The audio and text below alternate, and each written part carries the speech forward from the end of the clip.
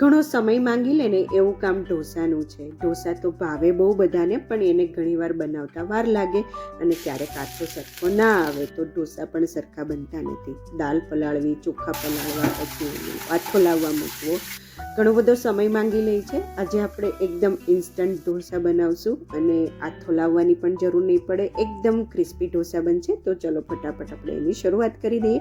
એક વાસણની અંદર મેં 1 કપ મસૂરની દાળ લઈ લીધી છે અને અડધો કપ મગની ફોતરા વગરની જે મોગર દાળ કહીએ ને એ આપણે લેવાની છે. એને પણ એની સાથે એડ કરી દઈશું અને હવે એકદમ સરસ રીતે 2 થી 3 વાર આપણે પાણી એડ કરી સરસ રીતે દાળને ધોઈ નાખશું. દાળ સરસ રીતે ધોવાઈને રેડી થઈ ગઈ છે. હવે આની અંદર 2 કપ આપણે પાણી એડ કરી દઈશું અને પછી 2 કલાક માટે આ દાળને પલળવા માટે મૂકી દઈશું. તો ફ્રેન્ડ્સ, આપણે જે પાણી એડ કર્યું છે એ હુંફાળું પાણી એડ કરવાનું છે, જેનાથી દાળ છે એ સરસ રીતે પલળી જશે. તો 2 કલાક માટે આપણે એને પલળવા દઈએ. તો ફ્રેન્ડ્સ, હવે 2 કલાક પછી આપણે જોઈ લઈએ, સરસ રીતે દાળ છે એ પલળી ગઈ છે, ફૂલી ગઈ છે અને આપણે આવી જ દાળ જોઈએ છે. તો ફ્રેન્ડ્સ, જો એકદમ સરસ રીતે દાળ ફૂલીને રેડી થઈ ગઈ છે. હવે આની અંદરથી આપણે જે પાણી છે એ નિતારી નાખવાનું છે. તો આવી રીતે ગરણી લઈ અને દાળને એકદમ પાણી ના રહે એવી રીતે આપણે નિતારી લઈશું. અને આ પાણીને છે ને આપણે ફેંકવાનું નથી. જ્યારે આપણે આનું બેટર બનાવશું ત્યારે આપણે એમાં જરૂર પડે એ પ્રમાણે યુઝ કરશું. તો હવે એક મિક્સર જારની અંદર અડધી દાળ આપણે એડ કરી દઈશું અને જો તમારી પાસે મોટી મિક્સર જાર હોય તો તમે બધી પણ એડ કરી શકો છો. અડધાથી 1.5 ઇંચ જેટલો આદુનો ટુકડો એડ કરશું.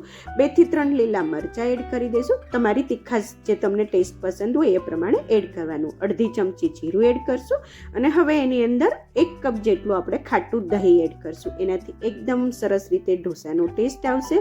ઢાંકણ બંધ કરી એકદમ ફાઇન એવી આપણે આની પેસ્ટ બનાવી લઈશું. તો આ ઢોસા એકદમ ઇન્સ્ટન્ટ પ્રોસેસ છે, હેલ્ધી પણ છે. આપણે દાળનો ઉપયોગ કર્યો છે. તો ફ્રેન્ડ્સ, જો તમે જોઈ શકો છો કે સરસ એવી એની પેસ્ટ બનીને રેડી થઈ ગઈ છે. આપણે આવી જ એની બેટર બનાવવાનું છે. તો ફ્રેન્ડ્સ, એકદમ સરસ રીતે આ ઢોસા બનવાના છે. હવે એક વાસણની અંદર આપણે આને ટ્રાન્સફર કરી દઈએ અને હવે જે દાળ વધી છે એને 1 બાય 1 આપણે બધી દાળમાંથી પેસ્ટ બનાવી લઈશું. આપણે જે પાણી દાળનું પલાળેલું રાખ્યું હતું એ એડ કરી દઈશું. આ વખતે આપણે દહીં એડ નથી કરવાનું અને સરસ રીતે બધું બેટર બનીને રેડી થઈ ગયું છે. સ્વાદ પ્રમાણે મીઠું એડ કરી દઈશું. કોઈ પણ વસ્તુ એડ કરવાની જરૂર નથી.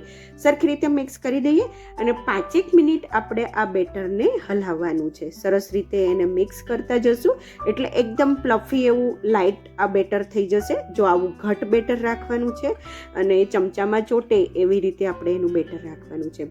ફ્રેન્ડ્સ, જ્યારે પણ આપણે ઢોસા બનાવીએ ને ત્યારે લોઢી એકદમ ગરમ હોવી જોઈએ. ગરમ થઈ જાય પછી ગેસની ફ્લેમ ધીમી કરી દેવાની. પછી લોઢી ઉપર પાણી તેલનો થોડોક છટકારો કરી ટિશ્યુ પેપરથી લૂછી નાખવાનું.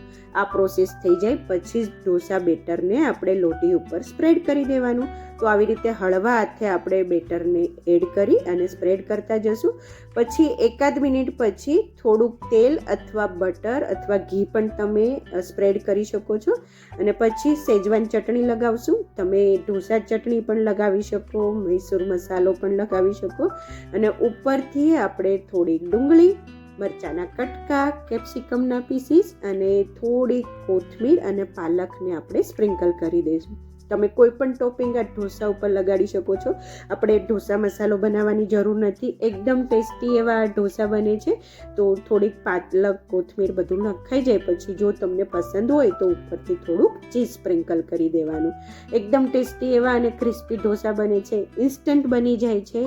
તો ફ્રેન્ડ્સ, તમે જોઈ શકો છો કે સરસ રીતે ઢોસા છે એ નીચેથી ક્રિસ્પી થઈ ગયા છે. જો હું તમને એને ઉઠલાવીને પણ બતાવું, એકદમ ટેસ્ટી એવા ઢોસા બને છે. તો ફ્રેન્ડ્સ છે ને એકદમ ઇઝી રેસીપી, ઇન્સ્ટન્ટ ઢોસા બની જાય. જો તમે જોઈ શકો છો કે સરસ એવા ઉપરથી ને જોતા જ એવું લાગે કે એકદમ ક્રિસ્પી ઢોસા બન્યા છે અને અંદરથી દેખાડું એકદમ ચીઝી અને પાલકથી ભરપૂર છે. તો ફ્રેન્ડ્સ, આવી રીતે ઢોસા બનાવીને તમારા બાળકોને પણ ખવડાવો તો ખૂબ જ ટેસ્ટી એવા ઢોસા લાગે છે. તો ફ્રેન્ડ્સ, આ ઢોસાની સાથે સાંભાર કે મસાલાની જરૂર નથી પડતી. મેં ઓનલી ઢોસા ચટણી સાથે જ આ ઢોસાને સર્વ કર્યા હતા, તો પણ ખૂબ જ મજા પડી ગઈ ખાવાની અને એકદમ ક્રિસ્પી અને ટેસ્ટી ઢોસા બન્યા હતા. ચોક્કસથી એકવાર આ રેસીપી ટ્રાય કરજો અને કમેન્ટમાં જણાવજો કે તમને મારી આ રેસીપી કેવી લાગે.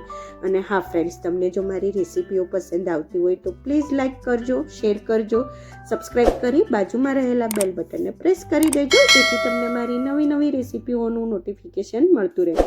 Thank you for watching. ફરીથી મળીએ આવી અવનવી રેસીપી સાથે.